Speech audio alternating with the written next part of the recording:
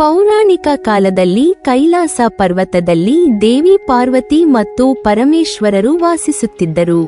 ದೇವಿ ಪಾರ್ವತಿ ತಮ್ಮ ಮಗ ಗಣೇಶನ ಮೇಲೆ ಅಪಾರ ಪ್ರೀತಿ ಹೊಂದಿದ್ದರು. ಗಣೇಶನು ಬಾಲ್ಯದಲ್ಲಿದ್ದರೂ ಅವನಲ್ಲಿ ಅಪಾರ ಬುದ್ಧಿ, ವಿನಯ ಮತ್ತು ಶಿಸ್ತು ಇತ್ತು. ಅವನು ತಾಯಿಗೆ ಅತ್ಯಂತ ವಿಧೇಯನಾಗಿದ್ದನು. ತನ್ನ ಮಗನ ಸೌಂದರ್ಯ ಮತ್ತು ಗುಣಗಳನ್ನು ಎಲ್ಲ ದೇವತೆಗಳಿಗೂ ತೋರಿಸಬೇಕು ಎಂಬ ಆಸೆ ಪಾರ್ವತಿ ದೇವಿಗೆ ಹುಟ್ಟಿತು. ಒಂದು ಶುಭ ದಿನವನ್ನು ನಿಗದಿಪಡಿಸಿ ಪಾರ್ವತಿ ದೇವಿ ಸ್ವರ್ಗಲೋಕ, ಕೈಲಾಸ ಮತ್ತು ಇತರ ಲೋಕಗಳಲ್ಲಿದ್ದ ಎಲ್ಲಾ ದೇವತೆಗಳನ್ನು ಆಹ್ವಾನಿಸಿದರು. ನನ್ನ ಮಗ ಗಣೇಶನನ್ನು ನೋಡಿ ಆಶೀರ್ವದಿಸಿ ಎಂಬುದು ಅವರ ಹಾರೈಕೆ. ಆಹ್ವಾನವನ್ನು ಪಡೆದ ದೇವತೆಗಳು ಹರ್ಷದಿಂದ ಕೈಲಾಸಕ್ಕೆ ಆಗಮಿಸಿದರು. ಇಂದ್ರ, ಅಗ್ನಿ, ವಾಯು, ಯಮ, ಕುಬೇರ, ವರಯ ಮೊದಲಾದ ದೇವತೆಗಳು ಒಂದೊಂದಾಗಿ ಬಂದು ಬಾಲ ಗಣೇಶನನ್ನು ನೋಡಿ ಸಂತೋಷಪಟ್ಟರು.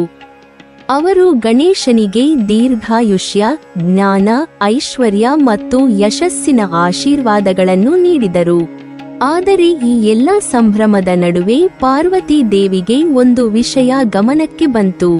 ಶನಿದೇವರು ಎಲ್ಲರಂತೆ ಮುಂದೆ ಬಂದು ಗಣೇಶನನ್ನು ನೋಡದೆ ದೂರದಲ್ಲೇ ನಿಂತಿದ್ದರು.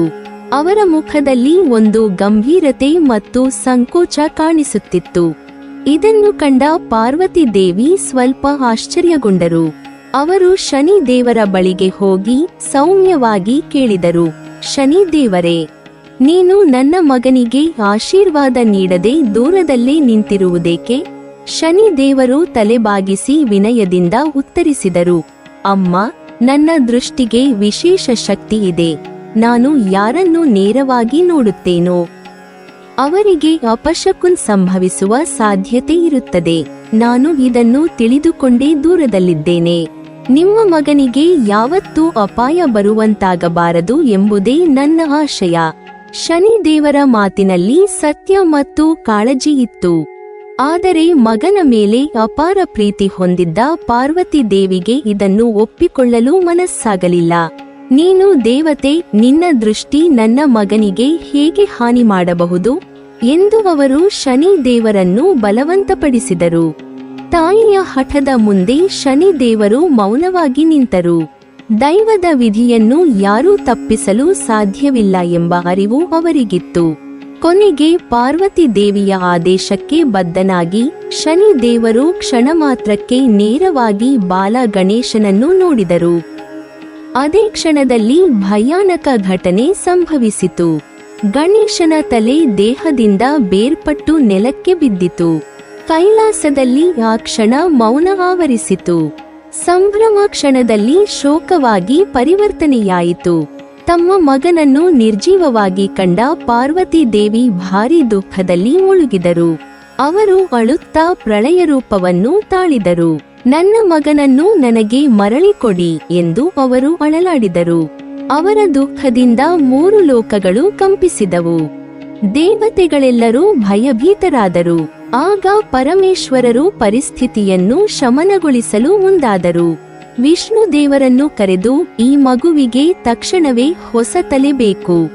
ಉತ್ತರ ದಿಕ್ಕಿನಲ್ಲಿ ಮೊದಲಿಗೆ ಸಿಗುವ ಜೀವಿಯ ತಲೆಯನ್ನು ತಂದುಕೊಡಿ ಎಂದು ಹೇಳಿದರು. ವಿಷ್ಣು ದೇವರು ತಕ್ಷಣವೇ ಗರುಡನ ಮೇಲೆ ಹೊರಟು ಉತ್ತರ ದಿಕ್ಕಿನಲ್ಲಿ ಮಲಗಿದ್ದ ಆನೆ ಒಂದನ್ನು ಕಂಡರು. ಅದರ ತಲೆಯನ್ನು ತಂದು ಕೈಲಾಸಕ್ಕೆ ತಲುಪಿಸಿದರು. ಪರಮೇಶ್ವರರು ಆನೆ ತಲೆಯನ್ನು ಗಣೇಶನ ದೇಹಕ್ಕೆ ಜೋಡಿಸಿದರು. ತಮ್ಮ ದೈವಿಕ ಶಕ್ತಿಯಿಂದ ಜೀವವನ್ನು ಪುನಃ ತುಂಬಿದರು. ಕ್ಷಣಗಳಲ್ಲಿ ಗಣೇಶನು ಜೀವಂತನಾದನು. ಆದರೆ ಈಗ ಅವನಿಗೆ ಆನೆ ತಲೆ ಇತ್ತು. ಇದನ್ನು ಕಂಡ ಪಾರ್ವತಿ ದೇವಿ ಮೊದಲು ಆಶ್ಚರ್ಯಗೊಂಡರು. ಮಗ ಜೀವಂತನಾದ ಸಂತೋಷದಲ್ಲಿ ಅವರ ದುಃಖ ಶಮನವಾಯಿತು. ಪರಮೇಶ್ವರರು ಗಣೇಶನನ್ನು ಆಶೀರ್ವದಿಸಿ, ನೀನು ವಿಘ್ನ ವಿನಾಶಕನಾಗಿರುತ್ತಿ. ಯಾವುದೇ ಶುಭ ಕಾರ್ಯಕ್ಕೂ ಮೊದಲು ನಿನ್ನನ್ನು ಪೂಜಿಸಲಾಗುವುದು ಎಂದು ವರ ನೀಡಿದರು. ಇಂದಿನಿಂದ ಗಣೇಶನು ಆನೆ ಮುಖದ ದೇವತೆಯಾಗಿ ಬುದ್ಧಿ, ಜ್ಞಾನ ಮತ್ತು ಶುಭಾರಂಭದ ಸಂಕೇತವಾಗಿ ಲೋಕದಲ್ಲಿ ಪೂಜಿಸಲ್ಪಟ್ಟನು. ಈ ಕಥೆ ಕೇವಲ ಒಂದು ದೈವಿಕ ಘಟನೆ ಮಾತ್ರವಲ್ಲ, ಜೀವನಕ್ಕೆ ಮಹತ್ವದ ಸಂದೇಶವನ್ನು ನೀಡುತ್ತದೆ. ಶನಿ ದೇವರು ದುರುದ್ದೇಶದಿಂದಲ್ಲ, ವಿಧಿಯಂತೆ ನಡೆದುಕೊಂಡರು. ಅವರ ಹೃದಯ ಶುದ್ಧವಾಗಿತ್ತು. ಪಾರ್ವತಿ ದೇವಿಯ ಮಾತುಗಳು ತಾಯಿಯ ಪ್ರೀತಿಯಿಂದ ಬಂದವು. ಆದರೆ ವಿಧಿಯನ್ನು ಯಾರೂ ತಪ್ಪಿಸಲು ಸಾಧ್ಯವಿಲ್ಲ ಎಂಬ ಸತ್ಯ ಇಲ್ಲಿ ಸ್ಪಷ್ಟವಾಗುತ್ತದೆ. ಭಾರತೀಯ ಪುರಾಣ ಮತ್ತು ಜ್ಯೋತಿಷ್ಯ ಶಾಸ್ತ್ರಗಳಲ್ಲಿ ಶನಿದೇವರನ್ನು ಕರ್ಮಫಲದ ನಿರ್ಣಾಯಕ ದೇವತೆಯಾಗಿ ಗುರುತಿಸಲಾಗಿದೆ. ಶನಿ ಕೇವಲ ದುಷ್ಟತೆಯನ್ನು ಮಾತ್ರ ನೀಡುವ ದೇವರು ಅಲ್ಲ, ಸತ್ಯ, ಧೈರ್ಯ, ಸಹನೆ ಮತ್ತು ನಿಷ್ಠೆಯ ಮೂಲಕ ಜೀವನದಲ್ಲಿ ಸಾಧನೆ ಮಾಡಬಹುದೆಂಬ ಪಾಠವನ್ನು ಕಲಿಸುತ್ತಾರೆ.